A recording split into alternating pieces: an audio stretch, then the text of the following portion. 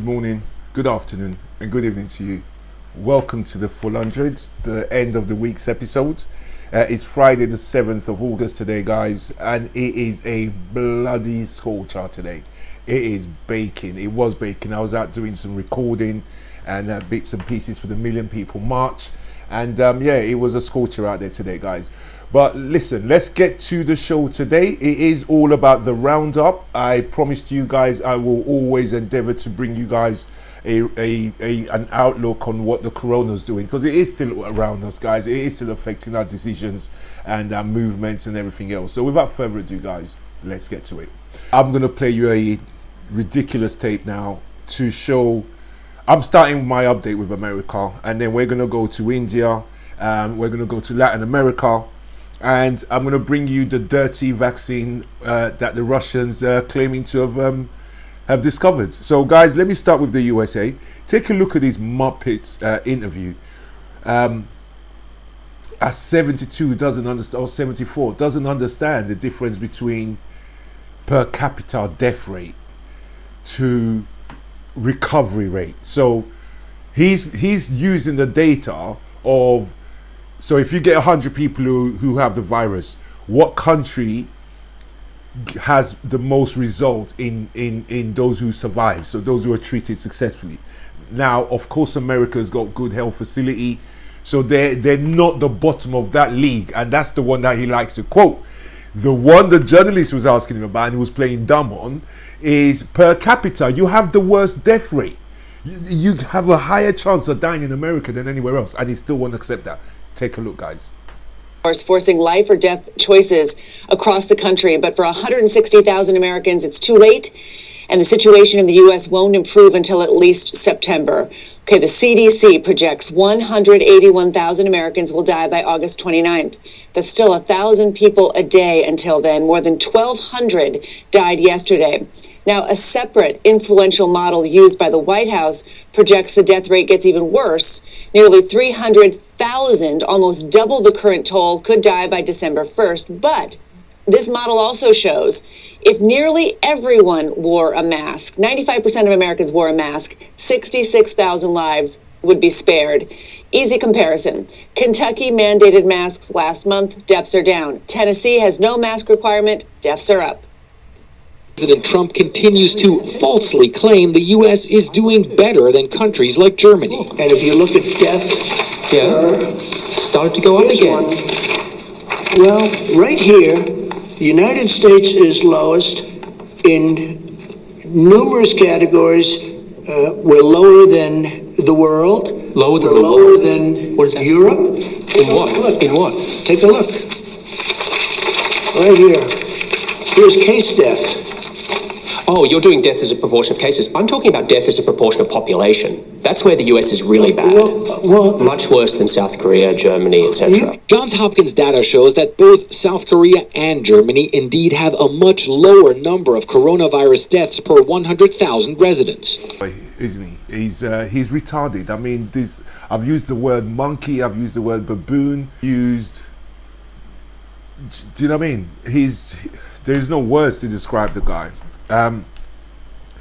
Guys, even if you go by his documentation that he was trying to show to the journalist, it still makes America look bad, because if your rate of recovery is quite good, then doesn't that mean that your numbers should be way down here?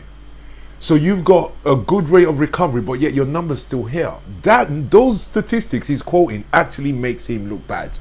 But listen to this now. I've been telling you guys about keeping informed on vaccines, right? Listen to the statement that he makes yesterday on his way out, talking about he predicts the vaccine is going to be ready before the general election. Now, all this guy is interested in is the general election, his election in November. That's all he's interested in. That's why he wants the kids to go back to school even if they die. That's why he told the states to stay open even if people were dying. That's why he's not acknowledging that there's an issue, because he wants people not to think about it. But yeah, everyone is thinking about it because their neighbors are dying. Okay, so now he makes a statement about vaccine before the 3rd. Now, take a look at this and I'll talk to you afterwards. Timeline means its potential vaccine probably wouldn't be widely available until at least next year. the U.S. president appears more optimistic. The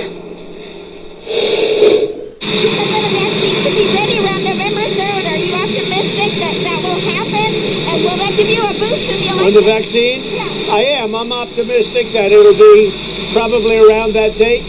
I believe we'll have the vaccine before the end of the year, certainly, but around that date, yes, I think so. Now, that's raising some eyebrows, as some see more than a coincidence in the president's prediction of an election day breakthrough.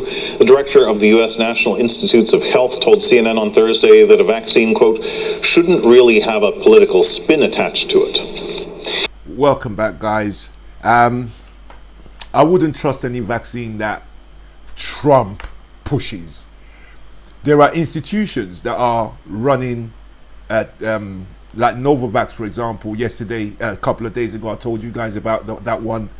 They're on the first phase trial, so they're taking their time to do things.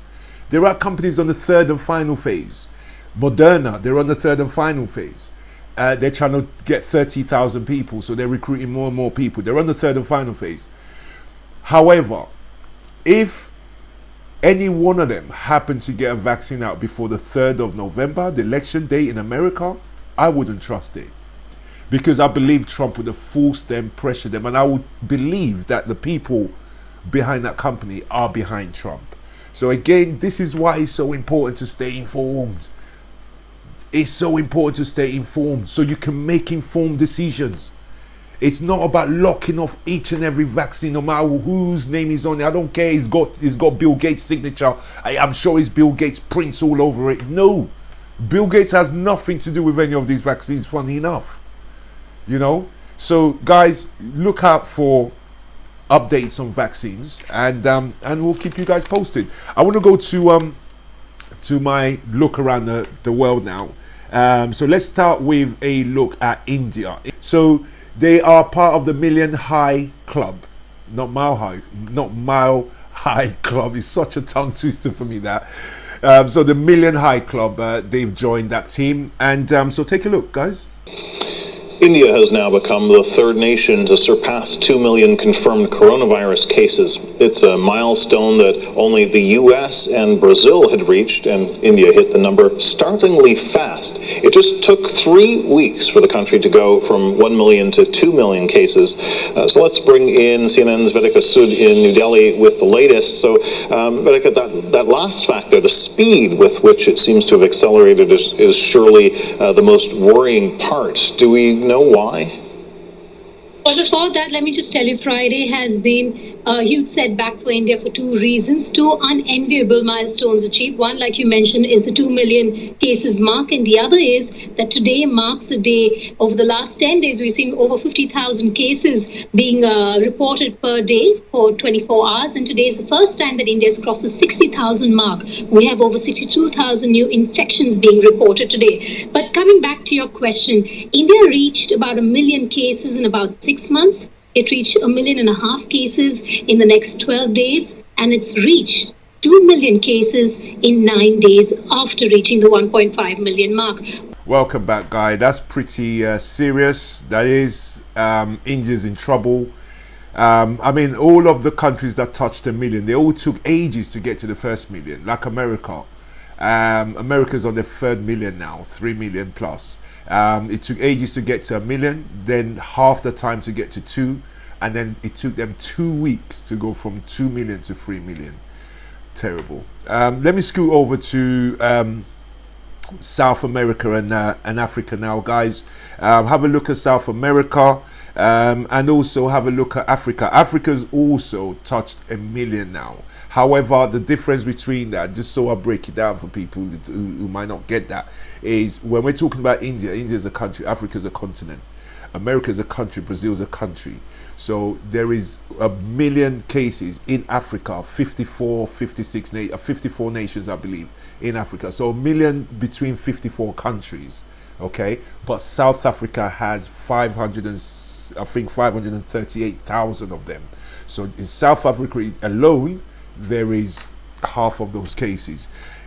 It might be down to testing. They're not testing enough. However, when people start dying in droves, you can't keep it a secret. So I don't think they're dying in droves. So I don't think it's just testing that they're not testing. I think they shut down early. I said that about a month ago now when I changed my prediction, because then I really calculated the fact that they shut down when we all shut down. And because we were shut down, it stopped the traffic going into Africa. You know, so that infection, all of that infection that we had in Europe and America didn't happen in Africa because they shut down at the right time. And Europe and the US shut down as well at the right time for them. But take a look at what's going on in South America and Africa. Thursday, multiple Latin American countries also saw record highs.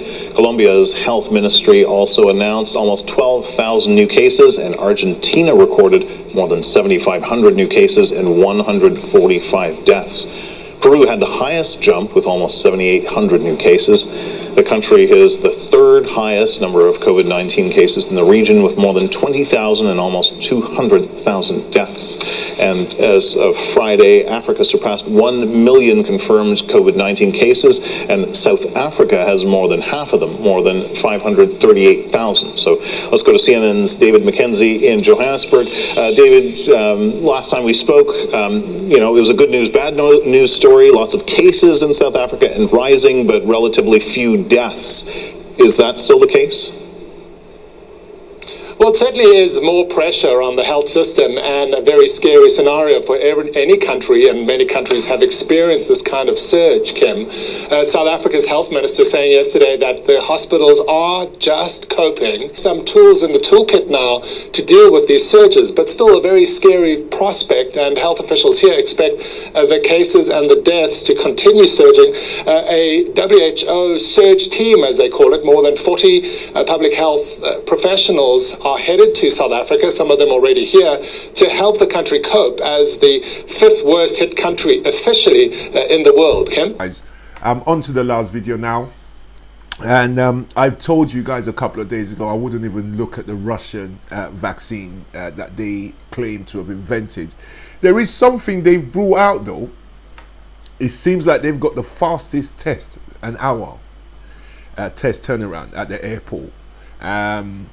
And everyone who visits Russia gets a COVID test at the airport, and the turnaround is an hour. So I don't know how reliable that test is. However, I wouldn't trust their vaccines just because of being informed enough to see all the skullduggery and all of the news surrounding their vaccine. So guys, take a look at Russia's claim to have invented the first. Literally, if this hits from what I gather, they're already injecting their soldiers. I gather Putin himself, they said, took one, but they've been injecting, testing this on the military. So the poor guinea pigs for their vaccine is the military personnel. So let's have a look, guys, and see what they claim to have done. Take a look. Russia says it's making medical advances on the coronavirus that put the rest of the world to shame, from rapid testing with results in 1 hour to a vaccine that it will start giving to the public within weeks. Russia says it's winning the war on the disease, but many are skeptical. CNN's Matthew Chance got exclusive access to one of the rapid testing facilities in an effort to find out. This is the new front line in Russia's war on COVID-19. We gained exclusive access to the rapid testing being introduced at Russia's airports. Soon every passenger could be screened like this. And what Russia says is another example of its scientific edge. This is the leading edge of everything in the diagnostics. It's called point-of-care system, so it can be used everywhere whenever people need it. Here, and you are the witness, it takes 1 hour. Chance Mitchell. All those behind this new technology in Moscow say that the test can be used in global airports around the world, including in the United States. A way of resuming flights, they say, while protecting the safety of passengers. Open up. Of course, what that means is that in the future, in the future, every journey, could start or end like this. Beating medical advances ring hollow to critics like Anastasia Vasilva, a Russian doctor turned prominent opposition campaigner who now broadcasts her concerns on a popular online show. It seems more like propaganda, she told me, than progress. They just want to say, we are the first, but this vaccine is not safe, is not effective, because they did not do the necessary investigations. The moment of reckoning. There are concerns about the accuracy of Russian testing too. Officials admit early cases could simply slip through. Negative. Не положительно. Нет. Уверена. You're sure? Oh, slava Bogu. Relief from Russia could prove premature. Matthew Chance, CNN Moscow. That's the end of the show today. I wouldn't advise you guys to touch the Russian one if you needed any advice on that one. However, we're still here. We're going to keep ears open and eyes peeled, and we're going to see how the Russians fare on that. Good luck to them, guys. Enjoy the weekend. Those of you who are out protesting, good luck, and don't give up. The 30th of August, guys, the Million People March, that's coming up real fast. Check your social media, check out the website, it's all the W's, millionpeoplemarch.com, and we'll see you there with all of the family. So guys, I'll see you guys next week. Take care and have a fabulous weekend. Bye bye now.